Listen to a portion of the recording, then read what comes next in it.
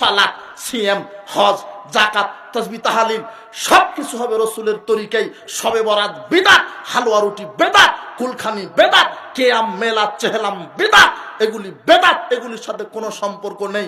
ফরজ সালাতের পরে সম্মিলিত মোনাজাত বিদআত, বিদআত, অতএব বিদআত। কেননা রাসূল সাল্লাল্লাহু আলাইহি ওয়াসাল্লাম করেননি। ফরজ সালাতের পরে কি করতে হয়? ফরজ সালাতের পরে বলতে হয় আল্লাহু আকবার, আস্তাগফিরুল্লাহ, আস্তাগফিরুল্লাহ, আস্তাগফিরুল্লাহ। ওতে বুখারী মুসলিমে আছেই।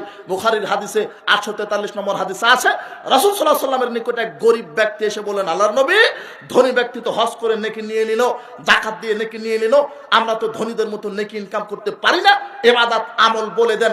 রাসূল সাল্লাল্লাহু আলাইহি ওয়াসাল্লাম বলছেন, তুমি যদি ফরজ সালাতের পরে 33 বার সুবহানাল্লাহ বলতে পারো, 33 বার আলহামদুলিল্লাহ বলতে পারো, 34 বার আল্লাহু আকবার বলতে পারো, ধনী ব্যক্তি হজ যাকাত আদায় করে যত নেকি হবে, তুমি এই তাসবিহগুলি ফরজ সালাতের পরে যদি পাঠ করতে পারো, আল্লাহ তোমাকে কবুল হজের নেকি দিবেন।